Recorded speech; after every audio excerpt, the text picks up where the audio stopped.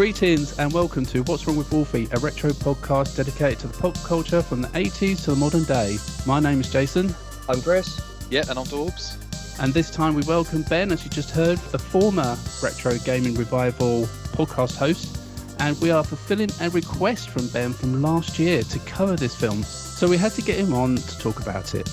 Alan Cummins, Rowan Atkinson and Lenny Henry star in the 1991 Christmas special Bernard and the Genie. Monday on BBC One, and Wogan courts controversy with Madonna. Talk to me. You like power? Who doesn't? Name one person who doesn't like power. Perhaps she could teach Rodney a thing or two. I've got this horrible feeling that if there is such a thing as reincarnation, knowing my luck, I'll come back as me. While Bernard's start of a 10 this Christmas is to bring his new lodger, a 2,000-year-old genie, into the 20th century. That is fantastic! Tell me, Bernie, what colour is this guy? Black. Thought so. At 9:35, Rain Man, Tom Cruise discovers a long-lost brother who has special difficulties and special talents.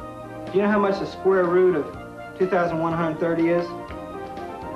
46.15192304. He's a genius, right? He's a genius. It's a starry. Now, welcome to the podcast, Ben. Thanks so much for jumping on and coming to talk to us about Bernard and the Genie. Thank you for inviting me. Very, very honoured and privileged to be here. So thank you very much. I mean, I know we were guests on Retro Game Revival when you were involved like 3 years ago, and ever since I've always wanted to repay the favour, and it's never just happened. So in some ways, I'm really glad that I know you're not involved with Retro Gaming Revival anymore, but still, I feel like I'm repaying a debt in some ways. Oh, that's very kind. You could give me some cash if you want it. No substitute. All right, it's pleasure. Yeah, I'll send the cash through Twitter. There you go. And so I'm quite surprised I remembered you requesting this last year because it was just a random tweet that you just threw at us saying, I think when I posted about one of our Christmas specials last year, and you was like, you should do Bernard and the Genie. I was like, Bernard and the Genie? What the heck is that? Oh, you never seen it before? No, I didn't even know of its existence, I don't think. Or if I had seen it or known about the existence of it, then it's completely like erased from my brain. So, I mean, I looked it up and I was like, Rowan Atkinson, written by Richard Curtis, Lenny Henry. All right, this looks pretty fun. We'll try and do that next year, and yeah, here we are. Lo and behold, Bernard and the Genie. So, for you, Ben, like, why is this such a special film for you? I think, was it released in 91? I don't think I watched it on telly, but I do remember having it on VHS, which sadly is no longer in existence. It's long since departed, but it just brings back so much nostalgia from being young. And it's just one of my one of my favourite Christmas films. You know, people go about Home Alone, Die Hard, bloody blah, but this is my number one for me. It just brings back so many great memories. I'm not a massive Turtles fan, but there's a turtle in there. Spoiler. There's a Teenage Mutant I was Hero Turtle in there. Surprised and blown away at that. Not gonna lie. Yeah. But yeah, it's one of those things that I have to watch every single year. And it's not a very popular film. Quite a lot of people don't know about it, but it is. It's cheesy, don't get me wrong, but it is a classic, a cult classic in my opinion. Yeah, cool. I'm interested to hear your thoughts on it, Chris. I mean, have you heard of this film before? When I got the link and the confirmation of this recording, I was just like, wait, what? When I was watching this, I have vague memories, and this happened in the last recording we did with our previous guest, where I quoted Biff Tannen to him and said there's something awfully familiar about all of this. But I don't think I've seen the whole thing. I'm pretty sure the bits that I remember are from clips from Lenny Henry shows. Or like when, say, Lenny Henry would get an award, or he'd be on a chat show and they'd screen random clips. And I vividly remember him dressed as a genie going to the cinema, right? Or manifesting like McDonald's and stuff like that, and dressed as a genie. But the rest of the film, I don't have any recollection of, so I don't believe I saw it. But some clips I have seen somewhere in the past somehow. In the ether. somewhere. Yeah, Yeah, it's just exactly. It's and I can't pinpoint where exactly, but Lenny Henry was everywhere at this point in the 90s. Like, he was massive, he was popular, and so as a kid, maybe I've absorbed something, or maybe it was on and I saw fleeting bits of it, and that's the bits I don't know. I cannot tell you, but I was actually pleasantly surprised at this film. Like, Good. Alan Cumming before he would be a Bond villain-ish. I knew you would say that as the it first. It was 3 years before GoldenEye, and then it's 6 years before X-Men. So then he just blew up, and you know. And funnily enough, right, is anyone an Alan Cumming fan? Like, I need to ask you this question, and every time this comes up, do you remember a sitcom he did in Scotland called The High Life? No. Never heard of it. This is Alan Cumming was again quite big in the early 90s. High Life was basically based in an airport, and they were stewardesses and stewards on the airline, and it was just a madcap, silly comedy that lasted, I think, 1 season. There are clips on YouTube. It's just a delight, and this reminded me of early 90s Alan Cumming, and it's like. Well, I did see him on. He was on something the other day on a train somewhere. He was going somewhere on a train. I think it was on the BBC. And that's the first time I've seen him for quite a while. He looks quite different to what I remember in Bernard and the Genie. Put it that way. Well, yeah. I mean, it's like 30 years ago, isn't it? More than that. 33 years.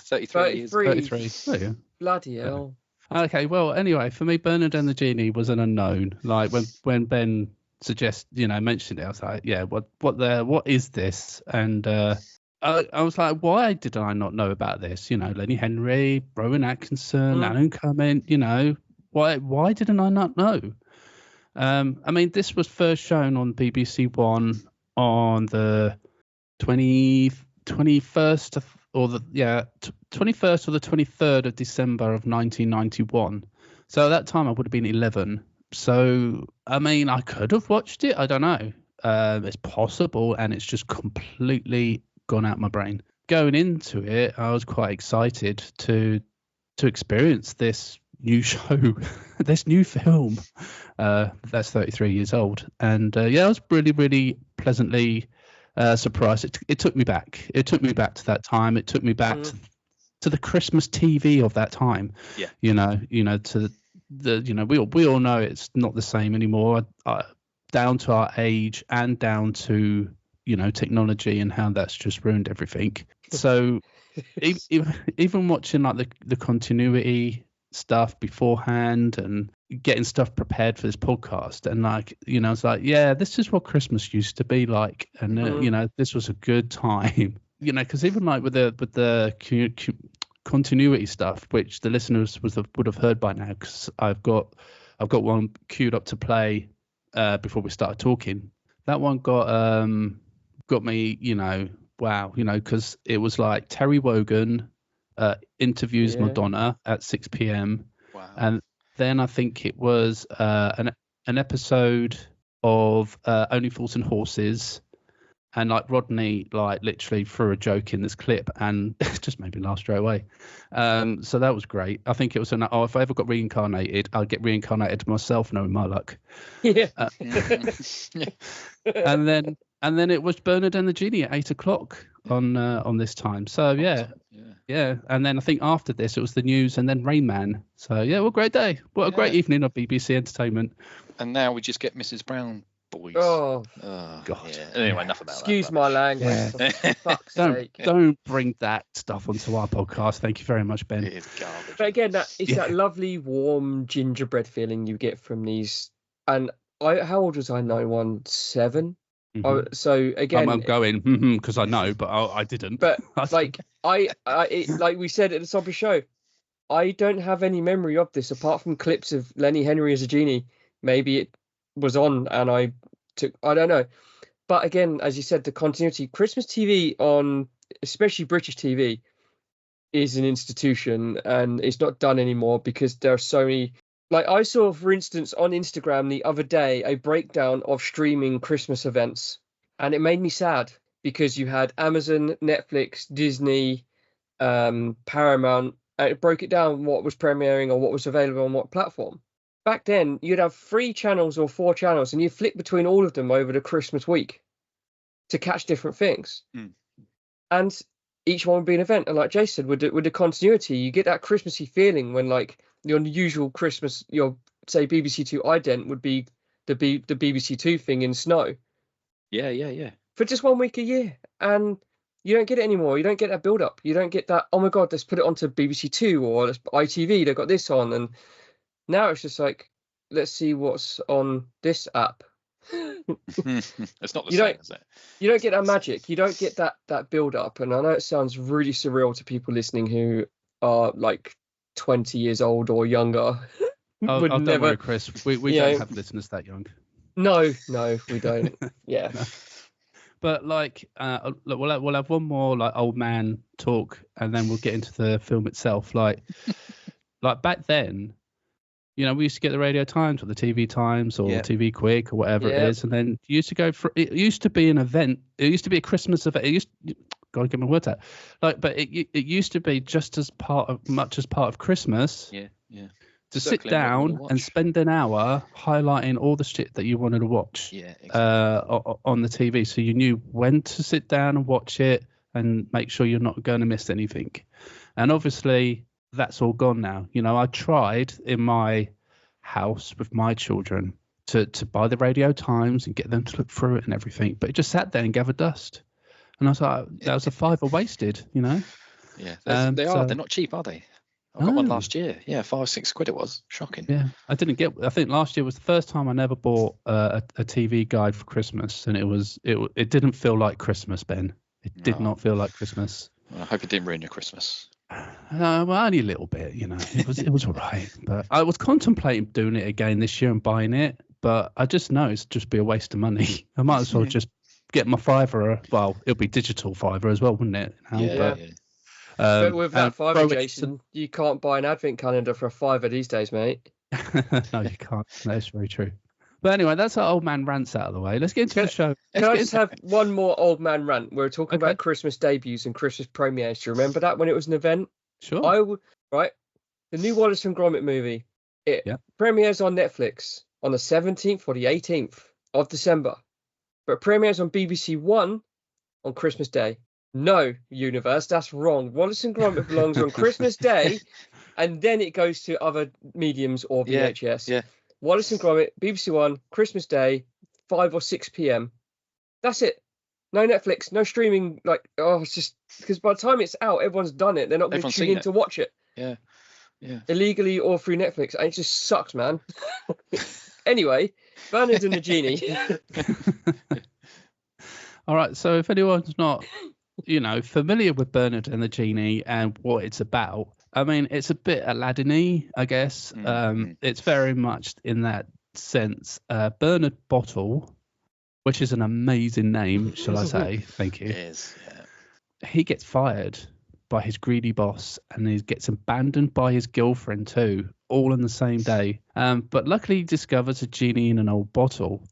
And the genie immediately embraces the modern world while helping Bernard to bring his fantasies to life. And that's just the basic premise of the film. It's very comedic kind of story as well. It kind of like, it's just pure Britishness, and I think that's one of the things that really gives it what it's got, is this British edge. And obviously Richard Curtis wrote this, so it has that Richard Curtis as well. But there was one thing that I, through some of the research that I did, kind of stumbled upon, and that was Lenny Henry saying that he kind of wrote some down based on this story, and then he kind of gave it to Richard Curtis, and then never thought anything else of it. And then like a few months later, Richard Curtis was like, yeah, I think we can do something with this. I've written a script.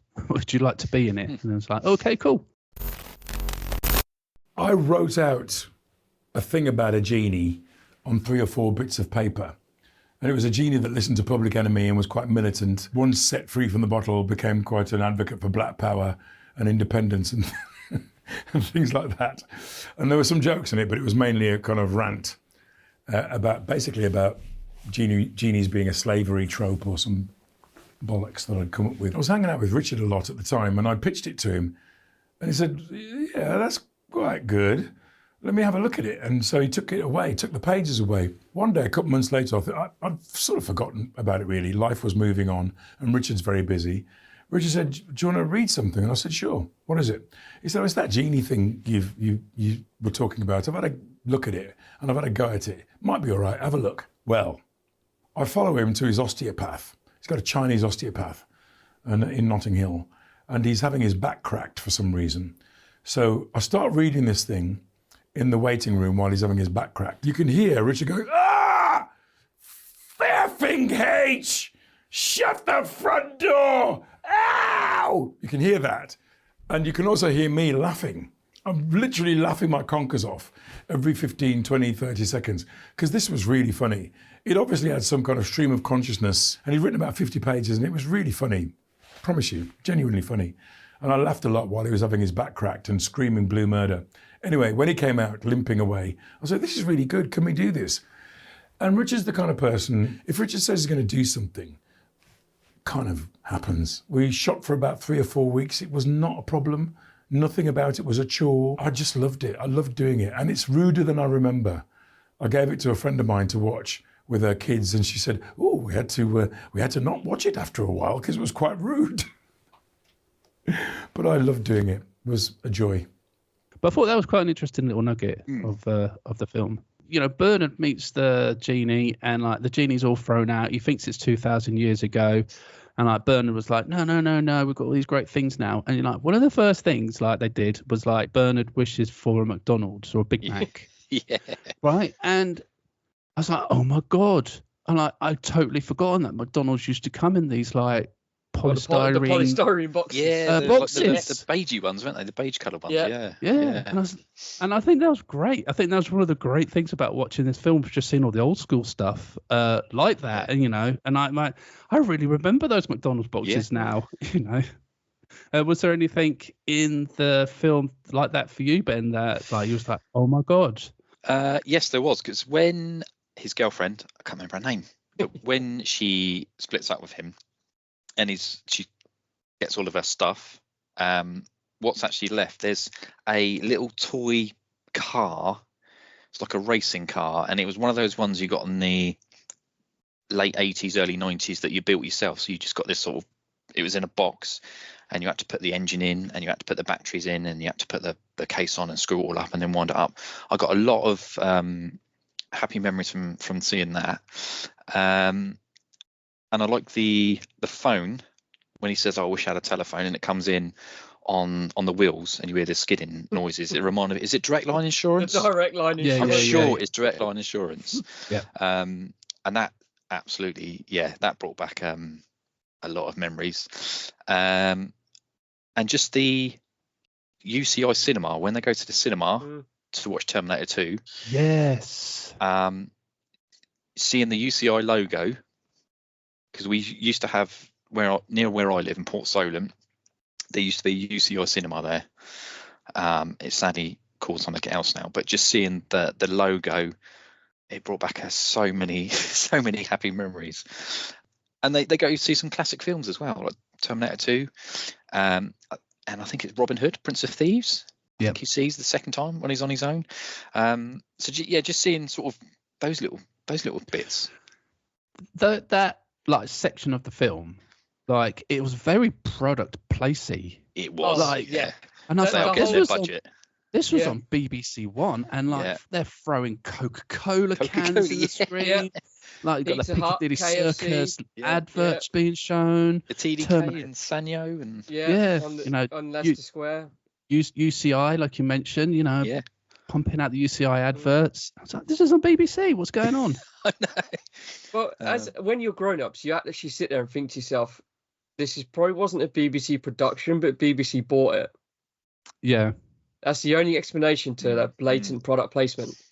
But it's so blatant. It's fun. Yeah. You know, it's like you watch some films where they like joke. It's Wayne's World. It's Wayne's World. It's literally a bit massive on the screen, and then the little characters in the corner.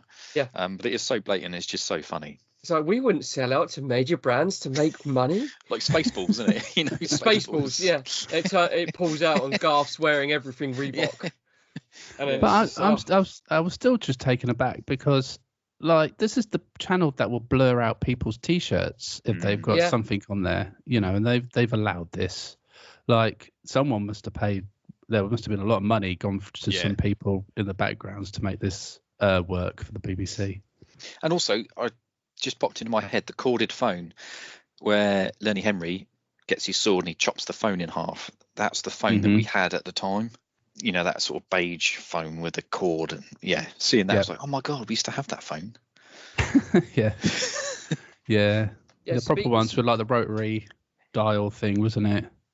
Oh, was it that? Oh no, it was the tone, wasn't it? Beige the one, touch tone one, touch phone, with the square head that I always used to call office phones, because we never had anything that sleek and swank in our house. No. We had like a 20-year-old phone on the wall from the 70s, and I was going to say you had one of those phones that you had to hold the thing up to your ear, and then the microphone was still connected to the box on the wall. Yeah, something like not that bad, but bad enough. But it's quite funny because when the film opens, we were in London 2 weeks ago for a few days, like a city break, right?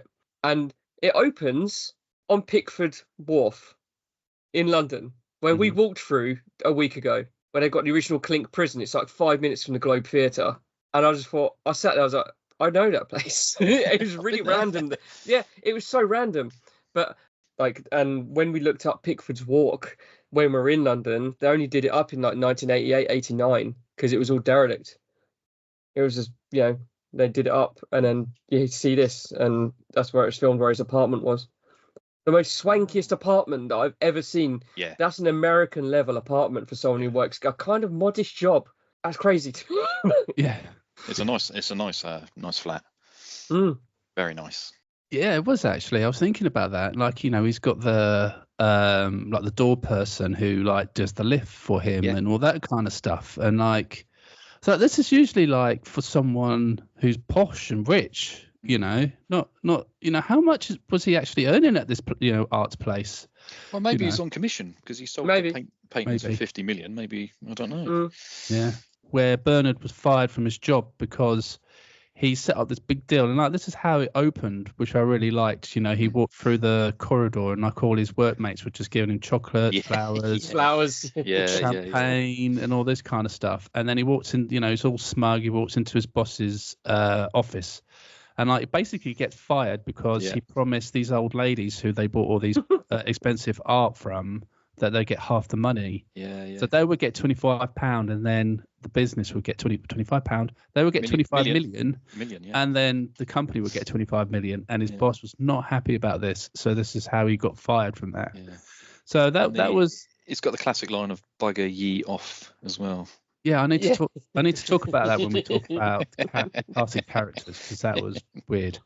And then, like, obviously he gets home, and then he tries to call his girlfriend, who's in the middle of being in bed with his best mate, and they declare their love for each other and all this kind of stuff. So you've got this bedded, and then obviously the genie comes in. They've had their Big Macs. They've gone out to London. Bernard has wished that he would have the Mona Lisa on the wall, which kind of leads into a whole plot point in the film where he gets arrested, which was quite a funny scene, I thought, really, that section of the film. What did you think, like, where I just said about the Mona Lisa thing appearing, like the effects, we're talking like TV, effects, I guess, no big budget films or whatever, but I still quite appreciate the effects in here. I thought they were quite fun, and the way that in which they made things disappear and reappear. Yeah, good. I liked it, and I liked every time he made a wish, you get the little noise. Yeah. And then you can clearly see the film's been cut when they get the Big Macs. They've got the empty hand, and then the Big Macs appear. You can clearly see where they've just cut and spliced, but it's still very, very good. Some of the effects are a bit cheesy, like the carpet ride when they're I must admit, I thought to myself, 1991 could have done better than that. Yeah, like 100%. a lot better. Yeah. Could they? Well, I don't know. I suppose you've got Terminator 2 out by then, haven't you? Exactly. So- Yeah. You got the the T-1000, who he calls an alien. Josephus or Lenny Henry calls him an alien, which confused me a bit. But the effects, some of them are quite cheesy, like when the carpet lands and blows up. You can see the pyrotechnics there in the background. But apart from that, for like 33 years ago, not too bad. Yeah, it's not got the budget of T2, unfortunately, but not too bad, not too shabby. I'll give it a strong 7 out of 10 for the effects. Definitely. Well, I think that's why I quite liked them, because it was they were maybe a little bit dated for their time, but it was still, a time of when this is what they had and this is how they had to do it. And a bit like on our last episode where we talked about the Wizard of Speed and Time and the stop motion stuff, and like how that's a little bit of a preservation for that kind of filmmaking. And I think that's what I appreciate about watching these old shows. It's like having this available online to be able to watch, or especially when they're not readily available on DVD or Blu-ray, to be able to go back and watch these and see what they had to do at those particular points in time. Just really fascinate me, because you kind of forget what they're like. And this is why I like, as much as we said off mic, I hate the digital age, but the accessibility that we have, like we were all there in the early days of illegal downloads in the early 2000s. It allowed us access to things that were either not available in this country, that were never available on physical media, such as this. Like, did it have an official VHS release, this? Yeah, it did. It did. So it's not been on DVD or anything like that. It's just literally just... Yeah, no DVDs. Yeah. You can pick up a recorded version on DVD. Yeah. It's funny because like it got one repeat in Christmas of December 93 for Christmas, but then that's it. It never got repeated again. And I don't know why, because I appreciate some things you can't repeat on TV because of, allegations that come out about certain people, shall we say. But I don't know why this has not been repeated. Do you think like maybe it's got something to do with the scripts? Like, is there some dated parts of the script now? Or is it like, or could it be like Lenny Henry himself, because he's obviously putting on an Arabic accent? Yeah, maybe. I'm sure one day we'll find out. It could even be a rights issue with just anything, couldn't it? Like something structurally, like it's like opens in the Middle East and you've got mixed race people, different. It's in Africa, isn't it? It's North Africa and the Middle East. So I don't know, but there was nothing overtly offensive. There was a few jokes in there, obviously. One of them landed a verse. Oh yeah. was that the pervert joke in the lift? No, it was something about was it not Saudi Arabia. What country did he drop? And he made a joke about weapons or something like that. I've completely blanked. And I thought, but it wasn't like too raw. It was passable as a gag. So there's nothing really offensive about this. It's a wholesome comedy of a guy who loses everything, and then in the end, like most Christmas things, it's all right. And I thought it was a very wholesome surprise, this movie. I really did. Maybe because he mentions Jesus quite a lot about being at the feeding of the 5,000, and I don't know. I'm only guessing. We could guess. Yeah, it was a bizarre blend of witchcraft and Christianity and Santa, and it was like put it all in a blender and see what sticks. And it's weird, isn't it? Because like obviously there's like staple shows that will get repeated every Christmas. And like this seems to be an easy. Oh, we haven't got anything to put in this hour slot. Oh, let's just chuck Bernard and the Genie in there. It was on BritBox. I watched it on BritBox a few years ago. It is available now on Now TV. Oh, isn't it? Watch it on Now TV right now. Yeah. So there is that option, I guess. But and it's on YouTube as well. Indeed, yeah, and the Internet Archive as well. It's there as well. So cool. All right. Well, we'll take a little break, and then when we come back, we'll have a chat about the casting characters. Well, what's the least to have a bite to eat? How does a hamburger grab you? A what? Oh, well, it's 2 all-beef patties, special sauce, lettuce, cheese, pickles, onions, and a sesame seed bun.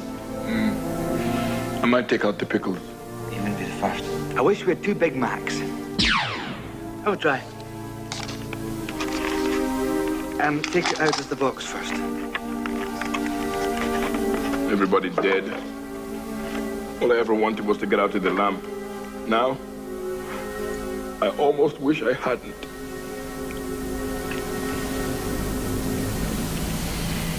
On the other hand, bite my beetroot. That is fantastic. You get the right price. You can sell hundreds of these. Well, they do sell quite a few.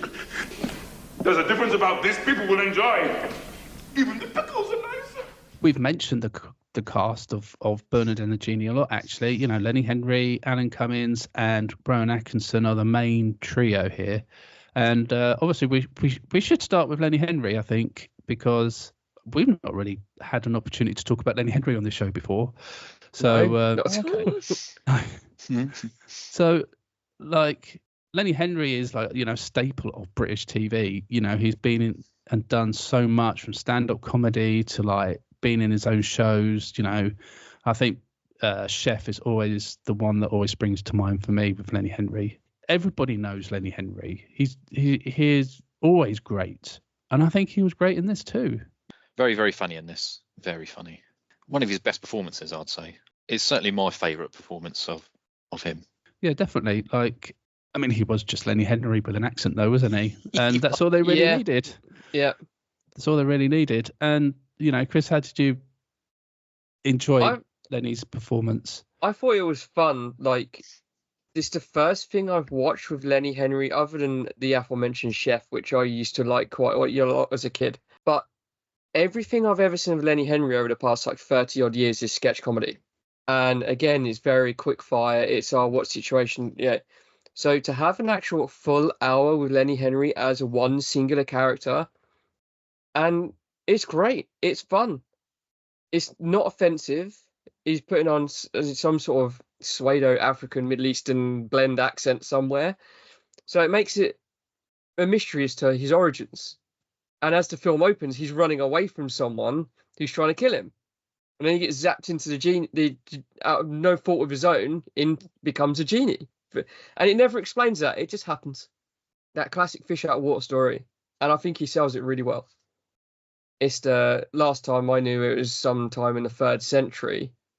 Again, experiencing fast food, alcohol, cinema, women, right?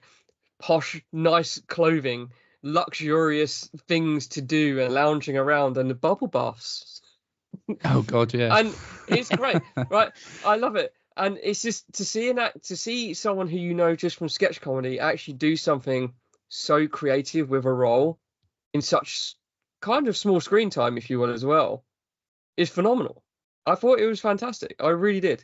Yeah, I've got no fault for Lenny Henry at all. People might find certain tropes offensive these days, but again, it's Lenny Henry. The guy's a talent. I don't know what he's like in his personal life. I don't know, and sometimes that's a good thing.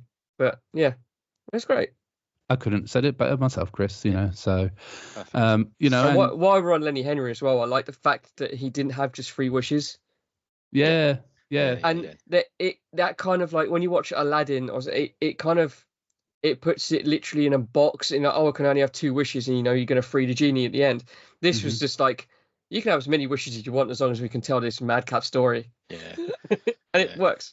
Yeah, it does actually. I kind of like that part of the story, I guess, because it didn't limit itself to just those 3 wishes, and they could have a lot more fun with that aspect throughout the whole film. Yeah, definitely. Especially where a little bit of a spoiler, but when he goes to the house for the second time, where he changes the picture of Mona Lisa to Kylie Minogue. Kylie Minogue. And he calls the policeman, I can't remember exactly what he says, but he insults the policeman. He says, "Oh, do you wish I didn't say that?" And he's like, "Yes." And it's and it goes back to the beginning of that scene. I did find that funny. Yeah, that was fun, that part. Yeah, definitely. I think what else I quite liked, I think there was just one moment where he looked quite solemn, you know, like when he missed home or missed his time that was period. heartbreaking. Yeah. And the kittens. Yeah. The cats. But, you know, but it wasn't too, I don't know, it wasn't too sad. It wasn't like, it didn't bring the film down at all, really, because It was only for like a couple of minutes, and the rest of the time he was just like out of control, Genie. And I quite like that as well about the film, that he was like that for the majority, you know. But then he did have that moment where he could just show that little bit of emotion and just show he wasn't just this magical being, that he was an actual human with stuff going on in his own life 2,000 years ago. Yeah, so I did quite appreciate that. Yeah, Yeah, I good, thought very that clever. was a masterful way of saying, like, we've all been there. You go to family events, you go out with just at work, and you have this manic day, and all of a sudden you're like, I'm done with people and outdoor stuff now. I want to go home and like do my thing, or I miss certain things. And what I loved about the ending to this film was it didn't just free the genie and he went off and goes on adventures. It delved into very niche, unmentioned quantum mechanics here, where time has no meaning. He freed the genie. He went back to before he was zapped in, but god damn it, he had memories of where he was, and he brought toasters and appliances and telephones back with him. Yeah. And He I'm changed like, history, didn't he? yeah, He changed I'm like, history by so creating how a does toaster. that work? Like somewhere in the Middle East, someone's going to dig up a holdall full of early 1990s technology there. But yeah, the fact that you got put back to the 3rd century, was it BC? Or either way. But he had all his memories, and I love that, because it allows the character to, in your mind, after the credits have rolled, to develop. He's learned from this guy in the future how to be a better person in the past. Great. That's and again, the whole point of these kind of films is you can fill in these gaps. That's the whole point of this art form. You don't have to be told this. You just go, wow, I didn't see that ending coming. Yeah, definitely. And I did quite, you know, they managed to feed a bit of comedy in that ending as well, like when they're saying goodbye to each other. Yeah. And like, you know, Bernard was just like, oh, I wish you'd just go. And like, he just went, you know, He's gone. Yeah. You know, he wasn't saying it, you know, in a horrible manner. You know, it was just like, you know, you say that, don't you? I wish I didn't do that, or I wish I hadn't said that. Under your breath, don't you? And so it was kind of like that, and it's like boom, gone. I was like, oh, okay. And then just before he's given him that nice gift, so he's got the ticket for the grotto, Yeah, which is quite nice. So we can go and find that lovely lady. Indeed, yeah. Because like you know, throughout the film, they're kind of alluding to Bernard going out with this lady who works as like Santa's little helper, and you know. They do the whole, oh, she's in a sexy Santa suit and close up of her butt and this, that, and the other, and maybe that's why they don't show anymore. I don't know, but they show a lot worse these days, Jason. Yeah, I suppose so. Yeah. You know, so they get to alluding like, you know, this is how it's going to end up, and I quite like that part of it as well, actually, because they didn't put it in your face or anything. It was all very kind of in the background. And you as the viewer kind of knew what was happening, but it was never thrown into your face. I quite like that. Okay, cool. Well, let's move on to Alan Cummins then, and like who played Bernard Bottle. And like, I know this is for like the story and the film and what this character's supposed to be, but he is very, I don't know, he's very nice, and I don't know if he's a bit too nice, you know. An awfully nice chap. There's not a lot to him. There's not a lot going on, and I don't know if that's like the worst part of the film for me. Like, you know, Alan Cummins did a great job within the film, and there were moments where Bernard was, you know, had a bit of life to him and he was happy and like he danced and everything. But like for the majority of the film, I don't know. I just think there was a lot going on. Is that just me? I think it shows his like progress from being like this, for better word, a bit of a loser, and then it shows him sort of going up and growing into a bit of a man. You know, having the balls, so to speak, to, you know, go up and speak to that girl. Whereas in the beginning, where that his girlfriend dumps him, He's sort of like a bit of a broken man. So maybe that's what, I don't know. I'm just guessing. Maybe that's what they tried to do, sort of see his progression throughout the film. Yeah, I guess so. I mean, he was. Yeah, I guess he was better, different by the end of the film. I guess he did have that a bit more confidence about him. Yeah. But yeah, I don't know. What's your feelings, Chris? It's a very vague characterization, isn't it? Like, again, it's the everyday kind man that always gets screwed over, and you can do everything in your power to be nice to everyone, but you're gonna get screwed over.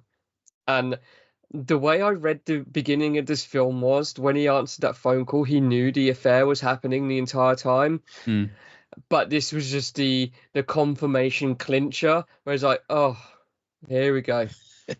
So he's known about it, but he's never addressed it because he's happy just existing, living his life, having his girlfriend, having his house, his flat, and his high-flying job, and just getting on with life. And then all of a sudden, life hands him one. He's like, oh, shit. And it's one of those morals of the story where it changes people for the better. He becomes stronger. He allows himself to feel things and like do new things. And again, like you guys have just said, the confidence to just move on. To move on from the job, to move on from the horrible home life he had, to find a new girlfriend and probably the best Teenage Mutant Ninja Turtles costume scene. What's the story? Do we know if that was like a costume from the movie? Because that was stunning.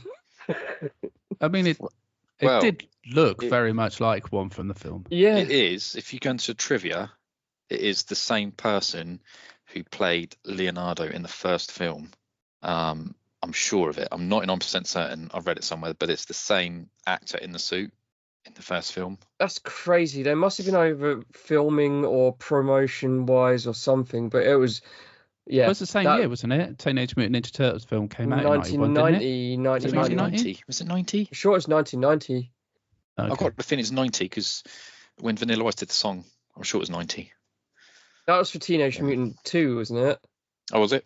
Vanilla Ice. God, I can't remember. Go Ninja? Oh, I can't remember. That was Power Rangers, wasn't it? No, that was Go Green Ranger. No, he did Go Ninja. Oh, it was Go Ninja. Yeah, Go Ninja. Yeah. Sorry.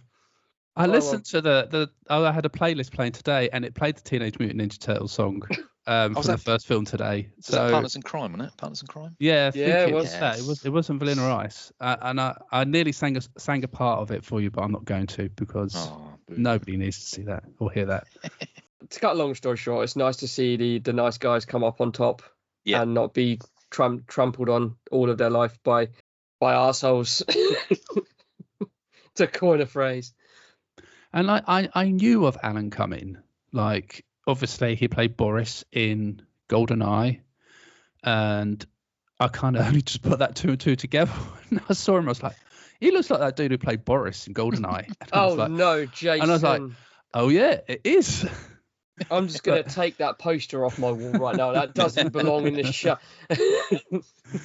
And like I looked at his IMDb and I was like, Jesus, he's had quite an illustrious career, this man, and like nobody talks about him. And like, why does nobody talk about Alan Cummings? Like he's had a brilliant career, like X-Men and GoldenEye and just some of these other top quality films and TV shows. And like, why does no one talk about Alan Cumming? It's a bizarre one because like I've known of him for like we said early on, like there was a sitcom called The High Life, and if any listeners know what I'm talking about, please comment. Where it was it's about stewardesses and a Scottish airline, and I remember watching it, and I remember vividly my mum saying to me and my brother when we were really young, "Don't you dare repeat anything that they're saying at school," because it wasn't for people our age. That was the 90s for you, and it was extremely gay. And if I'm cancelled for saying that, guys, I'm so sorry. But it was a show that there were clips, and obviously Alan Cumming is gay. So then obviously I knew him from GoldenEye. So, but a lot of his projects are very off of our radar. Like a lot of them we wouldn't choose to watch. You'd probably find a film at 1 a.m.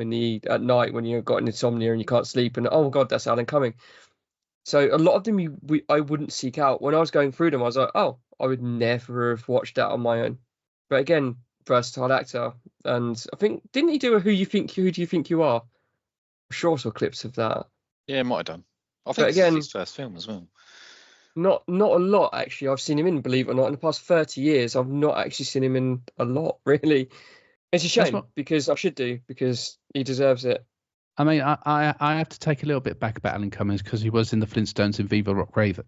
That was just a payday, wasn't it? Come on. Yeah, that was a yeah. It's like Michael Caine being in Jaws' Revenge, just a payday. Michael Caine's book, he even says, I knew it was awful when I was in it, but I had a mortgage to pay. Yeah. Oh no, it's his mum's house. He said that film bought his mum's house. I haven't seen the film, but it's dreadful. But I have seen the house it's bought, and it's lovely. Something like that. Okay, well, let's move over to Rowan Atkinson, who played the boss, Bernard Bottle's boss. That's a mouthful. Say it 3 times, quicker. Yeah, no. Charles Pinkworth, and basically plays Rowan Atkinson, but says "ye" all the time. Yeah. So Rowan Atkinson's right in the first scene, practically, of the film, and like he starts coming out with this, like he'll say a sentence normally, like, "Oh, hello Bernard, how ye," or something. Like, what? Did he just do that? But then he just carried on doing it. Just slipped in the word "ye" every now and again. What's going on with that? What is going on with that? Help me. I don't know, but it's memorable because we're talking about it. But I find it hilarious. Like when he knocks on the door, enter ye, enter ye, and then he's talking about the paintings, boast ye, boast ye. And what's the other one he said? I can't remember what it says. It's take ye, I think, and then the one at the end, bugger ye off. Only Rowan Atkinson could deliver that line. Yeah, but I think with Mr. Atkinson, every scene he's in, he's not in the film a lot. He's probably in it maybe 3 times, 4 times, but he steals the scene in every single scene he's in. He's there. He's absolutely hilarious. Even when he's dictating the letter to send to other RT employers about Bernard. I've just noticed my gold fountain pen has been missing. Yours in crayon. But yeah, he's not in it a lot, but when he's in it, you see him, you notice him, and he's hilarious in it, absolutely hilarious. And was this before Mr. Bean? Maybe it was. I don't know. But you'll never guess it's the same. Obviously, we know it's the same person, but you'll never guess it's the same actor. Rowan Atkinson has this kind of skill, doesn't he, where he plays Rowan Atkinson, but he doesn't as well at the same time. Mm-hmm. When you look at Bladdadder. Bladder. Bladder. Yeah. Oh, that sounds good. What's that? When you look at Blackadder, especially the later series, he's Rowan Atkinson. Yeah. And like when he's here, he's Rowan Atkinson. But then, like when you hear him in like The Lion King as Zazu, you can tell that's Rowan Atkinson, but it's different. And like when he's Mr. Bean, you obviously know it's Rowan Atkinson, but he's different. So he does seem to have this skill where he can be himself, but also kind of get away with it. And great for him, I suppose. Did you enjoy Rowan's performance, Chris? I always enjoy Rowan Atkinson. There is even the 2 awful Johnny English sequels are watchable for him. They are very, very bad films, but he's in them. And it takes a very good actor and performer to make complete pish watchable. And again, like Jason said, you hit the nail on the head. You watch Mr. Bean, and then you watch 4 Weddings and a Funeral, and then you watch Johnny English. That is not the same characterization. Physically, verbally, the guy's just great. The Mr. Bean character, he holds his face and body in such a way that is totally different. And you see him and you're like, it's crazy. Like, he looks like a different person, but he's not, but he also looks the same. And I love your explanation, Jason, because that is absolutely perfect. Rowan Atkinson is one dramatic role away from winning an Oscar or like film BAFTA English British Film Award. The guy's just a legend. He's just fantastic, and even in voice work, it's just glorious. There's not a scene in this where I did not enjoy him because it's just Rowan Atkinson. Come on, guys, like, well, yeah, I can't for it. You know you're going to get a quality performance, don't you, from him? So yeah, from a producer side, you've got Rowan Atkinson. You're like, great, I'm going to get a high quality performance, and it's going to be great. I don't have to probably work too much on it because he's just going to knock it out of the park. And then as a viewer, you're going to, it's got Rowan Atkinson in it. This is going to be good, because he's going to be good in it. And it always is. He never fails to deliver. Like you say, even in the worst films that he's been in, he still delivers and makes it somewhat watchable. So that on its own is an award on itself. And what I love about it is it's a kind of long collaboration on and off with Richard Curtis, because they're two very good friends, off screen and in front of and behind, and it shows. And if I remember rightly, the rumour mill, let's take this with a very big pinch of salt. Like, do you remember Richard Curtis's episode, Vincent and the Doctor, where the 11th Doctor goes to see Vincent van Gogh, and Bill Nighy is playing the curator of the art gallery? Yes. At the end, one of the best episodes of New Doctor Who. There was rumours that Rowan Atkinson would play the curator of Van Gogh's art, but I don't know how that would have worked, because I think Bill Nighy plays it perfectly as the art critic. And if no one knows what I'm on about, please, for the love of God, watch that episode or a few clips on YouTube, because it is an astounding piece of television. It's 44 minutes of pure joy, and that's Richard Curtis. Again, to see Rowan Atkinson appear in, how many Richard Curtis projects has he done now? Yeah, countless. Yeah. 4, 5 maybe? And it's just nice to see him turn up in a Richard Curtis production, because you're going to get a good script, good direction, and good performances.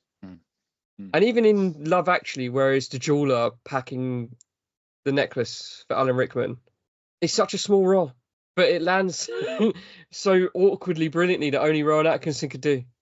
And just give the guy more roles, or just watch not the 9 o'clock news from the 80s, because that's just a masterclass of even in a gorilla suit, Gerald the gorilla. He's not even, you can't even see his face, and you know it's just a perfect performance. Sorry, tangent over. That's fine. But yeah, no, I mean, I know he still does bits and pieces, but people just need to get him into as much stuff as possibly can while the guy's still able and around, because everyone deserves to have a bit of Rowan Atkinson in their life. Yeah, absolute legend. Okay, that's about it for the cast. There were obviously some guest appearances in this film. The first being Melvyn Braggs. So that was the best. Yeah. As the chair. Because this was the part of the film where Bernard was unsure that this was actually happening. He had a genie who could, grant his wishes. Wished that the chair that he had his leg on would turn into Melvyn Braggs, and so obviously that's what happened. Just a really random thing to happen. But again, where I was talking earlier about how I enjoy watching these older things and like what a timepiece it is and preservation. Like, it's like Melvyn Braggs. I have not thought about this man in about, I don't know, 15 years probably. It was just completely random and just took me back to that time. It was brilliant. Well, I've got an interesting fact. Well, not interesting, but I've got a fact about Melvyn Bragg. Is that a friend of a friend knows his personal assistant. Oh. Or was his personal assistant back in the day. I was going to say, is Melvyn Bragg still around? I think he's still alive. I'm sure he's still alive. But yeah. He's got to be in his 80s, isn't he? Easily now. But yeah, so a friend of a friend knows. Well, you need to get in touch with your friend and a friend. Yeah. She was at a barbecue I went to once. Oh, okay. We were talking about it, yeah. How weird would that be, though? Like, in the next episode of the Wolfie Pod, we've got Melvyn Bragg. Yeah, can you imagine? I don't really know what I would talk to him about, though, because, like, But what did Melvin Bragg? Was he like a news correspondent or something? Wasn't he, or something like that? Yeah, he was on something. I can't remember what it's called, but he was on something. But he's a bit before my time, if I'm honest. Yeah, he was too serious, really, for me. You know, and for you too, I guess as well. Like, they're talking about like adult stuff. Yeah. I don't need to be paying attention to adult stuff. It's one of those names that you hear occasionally when you're a kid, or he turns up on a chat show like Wogan. And it's like, Newsnight. Who's that? Yeah. But it's like the most crazy, most British cameo ever, isn't it? Some random he just looks at Sunday night TV show on ITV or something. Just looks at the camera and just looks at the camera, shrugs, and then he disappears. Yeah. And the best part was the credits where it came up, Melvin Bragg. Melvin Bragg. Fair play. Why did that need to be there? Yeah, for fair play. He did it, and also he's taking a piss out of himself a little bit. So fair play to him. Fair play to him.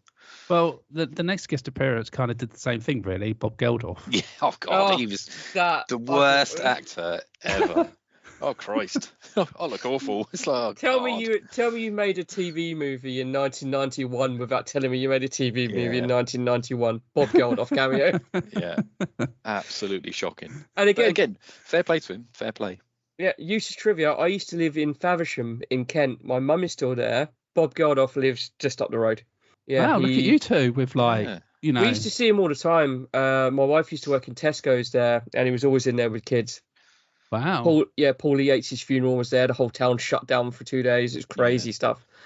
And he used to have so many people around because he bought part of an old priory, which was the residence where the monks would live. So he bought that land and that priory. So he had parties there, and you'd see random celebs walking around town.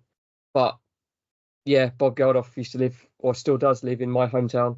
I prefer Medjool because he doesn't get enough credit for Band-Aid. No, Geldof seems to get all the credit, but poor old Midge, he gets nothing. I think Bob Geldof was the loudmouth, wasn't he? Shouting down the mic and swearing on TV and that kind of stuff. Yeah, whereas Midge is sort of in the background doing everything. Yeah, probably how he likes it, I guess. Yeah, I think if I was him, I'd probably be the same. I wouldn't. Yeah.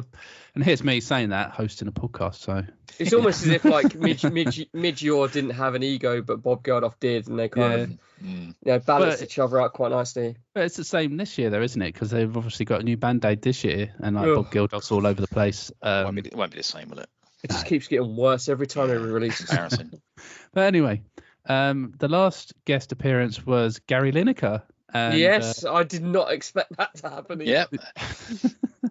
So there was this part of the scene where the Genie and Bernard pretty much took over the Santa's grotto and was just like, granting all these kids' wishes. So they're coming out on like a electric quad bike and all these like fancy little girl on a horse. Yeah. And this is where the turtle came out because the kid wished he could be with the Teenage Mutant Ninja Turtle. Yeah, I think someone wished that they would, be able to hang out with Gary Lineker. So he came running out in his Spurs outfit. Yeah. Looking like Gary Lineker from 1991. Yeah. And I was like, oh my God, I haven't seen Gary Lineker look like that since 1991. Since 1991. But given credit, his acting's not too bad because he's like, Mummy. He had one line and I thought he'd done a good job. Yeah. Certainly better than Bob. Yeah, pre match of the day Lineker and pre Walker's Crisp Lineker. Yeah. So by a few years. Yeah. When did Walker's Crisp collab start? It's got to be the same time, surely.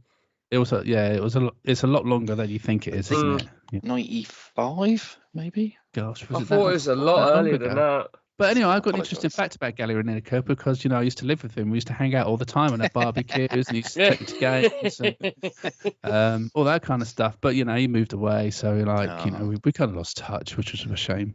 But I'm glad we all had an interesting fact about all the guest appearances, apart from Trevor. I've got another fact about Gary Lineker. Oh, God. Okay, then, go on. I'll be quick. At the 2008 FA Cup final, Portsmouth were playing Cardiff. And he was on Match of the Day then as like the intro guy, and he was outside the stadium and there was Pompey fans, and the Pompey fans had to like go into the camera, but we weren't doing it as well as he had hoped, and he had to go at us. He was like, "Can you stop doing that, please?" So yeah, I've got not a lot of time for Gary Lineker. Unfortunately, he had to go at us. Wow, Yeah. Gary Lineker, I know you're listening. Come and apologise to Ben right now, please. Yeah. You know, Yeah. just from our old friendship, just for that, please, buddy. Appreciate it. Thanks very much. All right. Well, we'll take another little short break, and then we'll get into our favourite moments. He's Mr. Success. He's higher than high. He's sweeter than the sweetest cherry pie. He's king of the hill. He's top of the heap. He's Mr. Unique. He's not Mr. Sheep. From the shine on his shoe to the stars in his eye. If he were a girl, he'd be Princess Di. Oh, he's Mr. Success. He's higher than high. He's sweeter than the sweetest cherry pie. He's king of the hill. He's top of the heap. He's Mr. Unique. He's not Mr. Sheep. So, our favourite moment from Bernard and the Genie, and I'll be interested to hear what yours are actually, because there were quite a few. I thought, a few contenders. So we'll start with Ben. Ben, yeah, let us know, what was your favourite moment of Bernard and the Genie? So difficult because there's so many funny points. But I do like the bit where they go into town, and you've got the version of Genie, not by David Bowie, by someone else, and they're just walking around, and then going to the cinema, getting their ice creams, getting their milkshakes that Lenny Henry drinks. The 10 I think it's 10 milkshakes he has, all in one Does he go, actually drink those? He does, yeah. Yeah. Wow, that's he drank impressive. that. Yeah, I don't know why he wasn't sick, but that's my favourite bit is when they first go out. That does remind me, like what you said there about the ice cream, because obviously he tries one flavour and loses his mind. Yeah. And he goes, I need to come back for more flavours. But the ice cream lady seems to, know this and has, made him this bouquet of like ice cream cones with all different flavours on that she just presents to him, and like he takes and then proceeds to put mustard over the top of them all. The hot dog. But yeah, that's my favourite bit is the first bit in town. Yeah, no, it's a good pick because where we were talking about earlier, just for the time period, it was great. Just seeing all the old cars and all that kind of stuff. It was just brilliant. Excellent. All right, I'll go with mine next, and that was like near the end of the film. There was a scene where we got to see Bernard's enemies, if you like, get their comeuppance. But they did it in a clever way.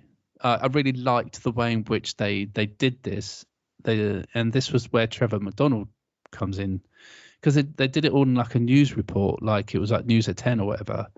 And we cut to Bernard's ex-girlfriend and ex-best mate, and like we see Bernard's obviously wished that there was like, I can't remember how much weed was found underneath the bed, but there was a lot, and enough for him to get arrested. So that was great. And then we cut to his boss, Charles Pinkworth, and like they've wished that he gave away his fortune to charity. And yeah, it was just great. Like, and the way Rowan Atkinson acted this part was great, because he didn't have a clue what was happening. All these people were outside his house, what were they singing again? I can't remember what they were singing. He's a jolly good fellow. Oh, that's right. Yeah. And they all had candles or whatever. Like there was some kind of vigil towards him or whatever. And he was like, what, 100 million pounds? What? 25 bloody years.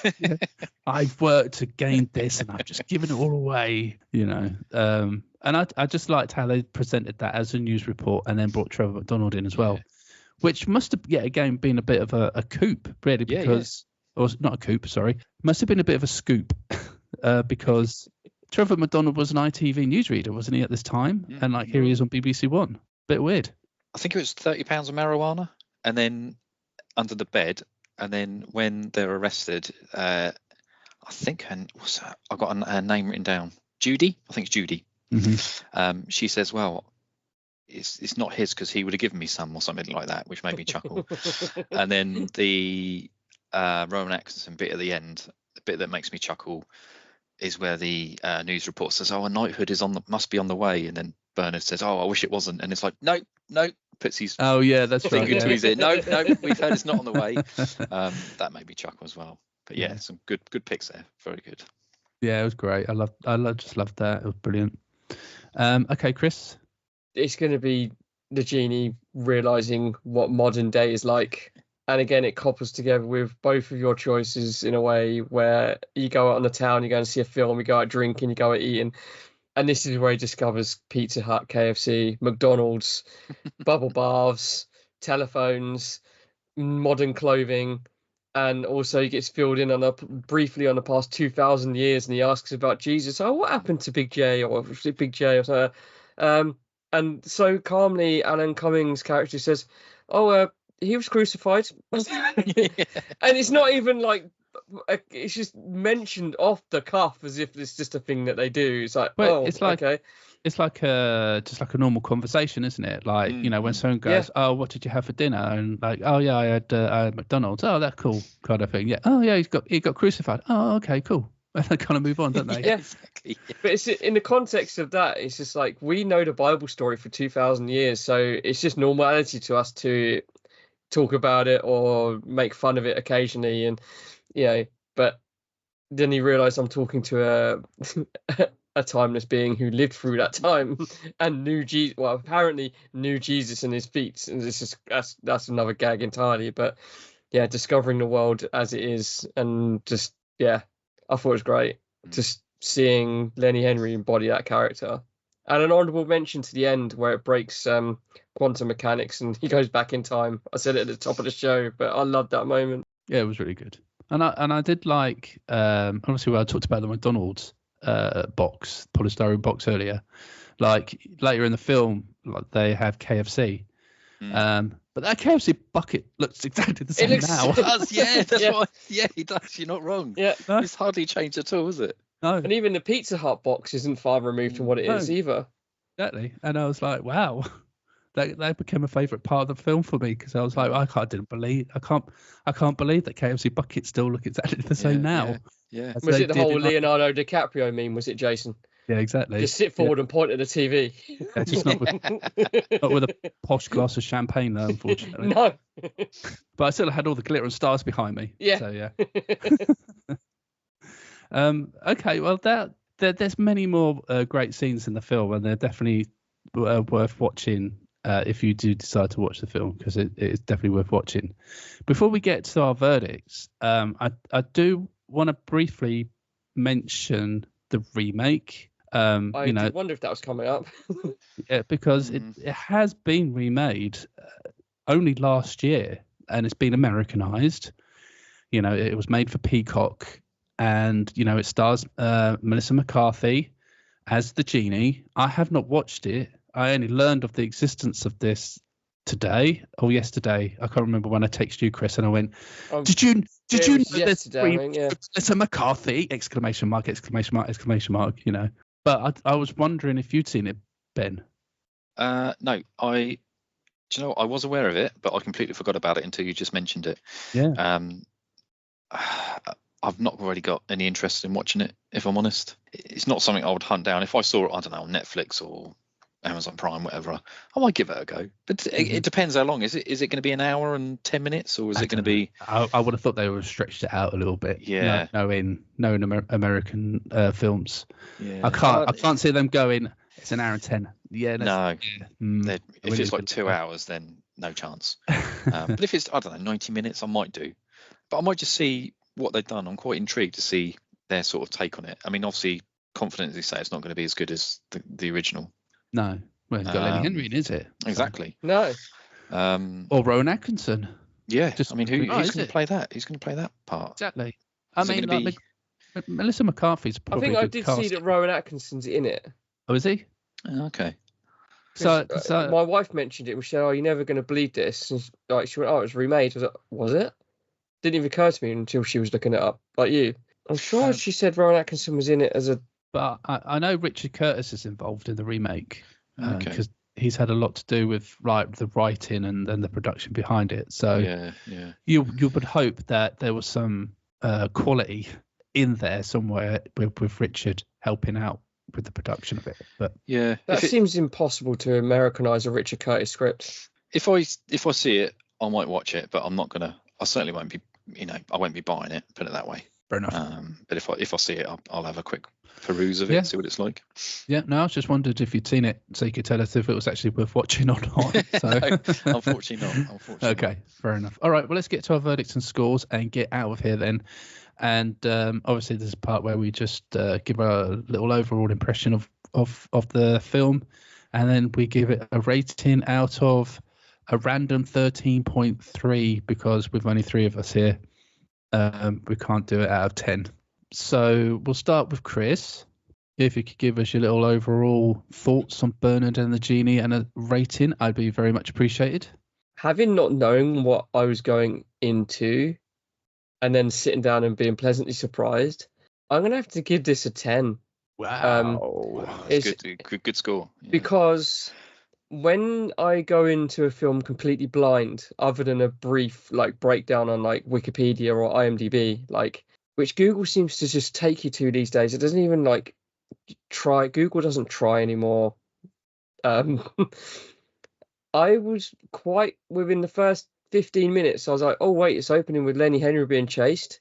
Oh, he's been zapped into a bottle, and then all of a sudden, 2,000 years later, you get that moment, that 10 minutes of setting the scene up, and then all of a sudden you're thrown into this madcap adventure for the next hour or so. The reason I'm giving it a 10 is because at this time of year, it's December, it reminded me of, as we said at the top of the show, the early 90s Christmas special and the TV movie event that doesn't really happen anymore. And if it does, I'm completely unaware of it.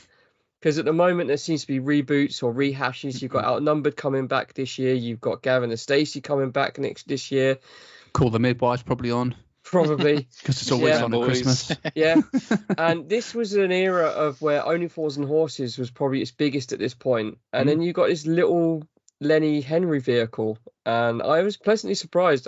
It gave me some real positive vibes. And it lifted me a little bit. I've got to say, it was great. And Alan Cumming and Lenny Henry should have worked together more often because they were great. They really bounced off each other so well in this. But then you need 2 mad people to balance each other out, and this was brilliant. I loved it. I had a lot of fun with this, and I'm glad I actually watched it. Brilliant. Yep. For me, it's pretty much the same. I never knew of it beforehand, or I just didn't remember it. So I was quite excited to sit down and watch it, and I just had a blast because of all the time pieces that involved in it, and just taking me back to that place of Christmassy TV magic. And it helped that it was well written, well produced short film, an hour and 10 minutes of just fun. It was well paced, it never really lagged, it had great jokes, and it was just a fun time, just a fun time. And I wish that it would still be, I know it's on Now TV, so you can just go and watch it on demand, but just wish it was more well known. I feel like I'm just repeating myself from the last episode with The Wizard or Speed and Time. I just wish more people was talking about it and had more fond memories of it. And it was because nobody does talk to me about this film, and that's a bit of a shame, and great acting as well. It's just a lovely little timepiece Christmas TV movie that is just full of charm and loveliness. So yeah, for that I'm going to give it a 10 as well.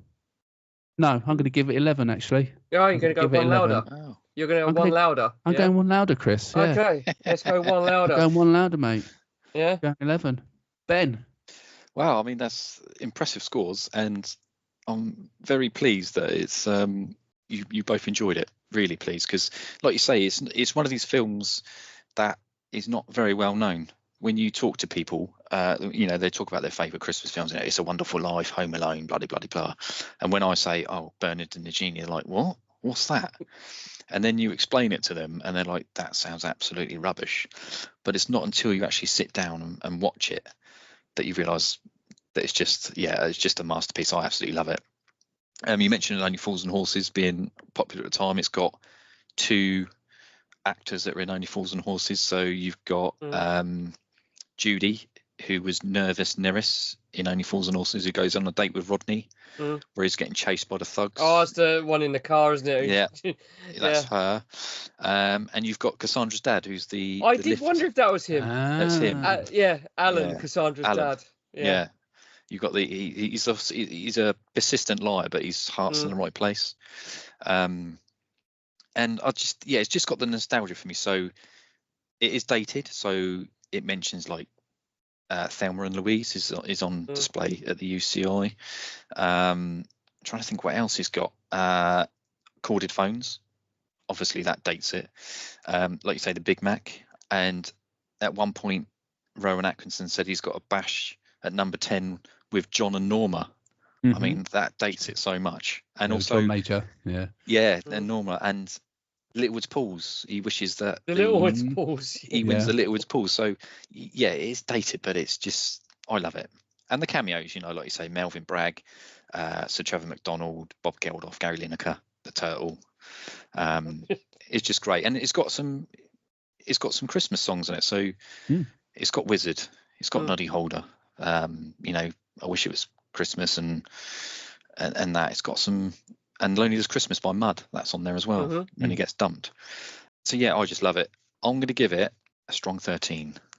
Okay. A very strong 13. There are some plot holes, so I can't give it a 13.3, but 13 for me because I absolutely love it, and I'm really, really pleased that you two enjoyed it. And that's another thing I was going to say. We were the same the other recording with the Wizard of Speed and Time. Have you seen that? No. Please dig it up, because we were blown away. Look at the story before of how it was or why it was made and then watch it.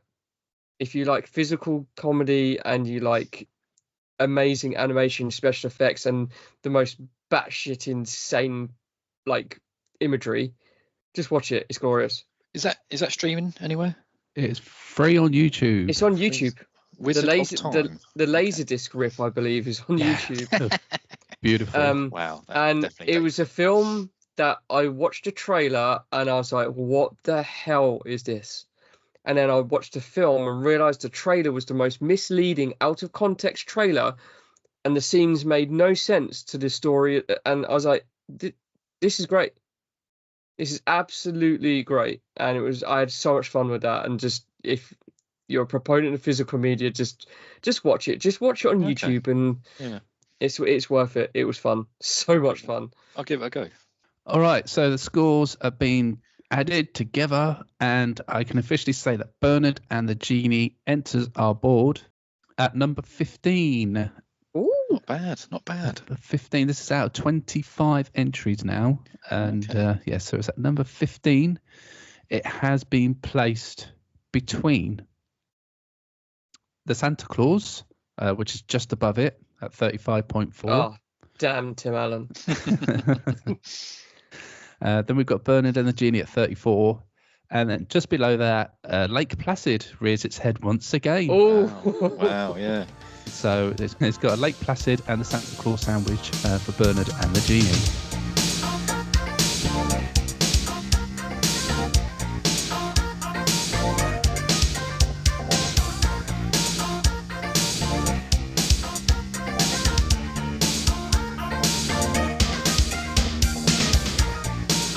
Ben, thank you so much for joining us. Yeah, thank you. Thank you. We've had some technical issues, but we got there eventually. We did, yeah. But no, thank you. It's been an absolute pleasure. I've loved every minute of it. Thank you. Thank you very much. And, this is the point in every podcast where you tell the good people if they want to harass you or, for anything, I don't know, or just to say hello and say well done for picking such a great film. Then how can they do that? You can tweet me at, I think it's Ben_Dawber. I'm on Instagram, Dawber79. You can send me, memes, abuse, whatever. I don't mind. My inbox is open to all. Yeah, like we said at the beginning, former host of Retro Gaming Revival, and I know they're still going. So if you're after some top quality streaming of people talking to other video gaming people, then they're definitely worth a check out, because they interview quite a lot of people from the industry and just other content creators. So yeah, we've been on there. It was great fun. So that's all the verification you need. I can't believe that was that long ago. Yeah, that's gone quick. Yeah, that is insane. When you said that to me, I was like, what? No way. Crazy. Yeah, unfortunately, time is not our friend anymore. The guys are still going. I'm not part of it anymore. I think I've just lost my mojo for it. It just become too much. But they're still going. They still do things. They've not seen many interviews recently with people, but when I was involved, we interviewed people like Dominic Diamond, Gebs24, Dave Perry, Rick Henderson, Big Boy Barry. And Jeffrey Wiseman. Let's not forget Jeffrey. You did Jeffrey Wiseman as well, I saw. We did. Yeah, we talked to Jeffrey this time last year, I think. Yes, he's a thoroughly nice guy. He was. I really enjoyed speaking to him. Maybe that's what it was. You know, you spoke to Jeffrey Wiseman, the guy from Back to the Future, and you're like, do you know what, guys? I'm done. Don't need to. Games Mistress, that was it. My final one was with Teresa, Games Mistress. Oh, okay, yeah. I think it's April last year. And then I just sat out for a bit, and then just thought that, I just lost my mojo. It wasn't becoming fun anymore. And I think once it doesn't become fun, you just sort of step away. But, you know, I'm still friends with the guys, and they're still growing and doing a great job. Definitely. And if you definitely want some Evercade coverage, then there are the guys to go and listen to and watch, because they do a lot of Evercade stuff too. We are done for another episode. Thank you so much to you, the listener, for joining us and staying to the end of the podcast. You know, if you're still here and you're still listening, then, you know, we know that you're a true fan of the Wolfie Pod. So thank you very much. And if you'd like to support us, then there are a couple of options. The first is through coffee.com, where you can chuck us £1 to help the running of the show. Or if that's not right for you right now, then we would love a rating or review on your podcast app of choice. It really, really will help make other people listen if it's a positive rating or review. So yeah, it'd be really, really cool if you could do that for us. Don't forget, you can also go and take a look at our website or come and join our Discord. We'd love to say hello. Links to all of this can be found in the show description. I also have just another quick announcement to make, and that is the fact that all our video game coverage has now moved. We did video game reviews, and we've made a brand new shiny website for them to live on now. The Wolfie Pod was outgrowing the reviews, or the reviews were outgrowing the wolfiepod.com. So yeah, I've got a new website made, somanygames.co.uk. That's where all our new reviews will be living from now on. So if you could go and pay a visit to that, and come and follow us on Blue Sky at somanygames.co.uk. That would be wonderful. Guys, it's time once more to say goodbye. I think I'll just say this, bugger ye off. Can I offer you a fixed slice toaster from the future? Brilliant. And all that's left for me to say is that my name has been Jason. You've been listening to What's Wrong with Wolfie, and you know, I've sucked on pretty wonderful things, Bernard, but this takes the biscuit. Take care out there. Bye. See you all later.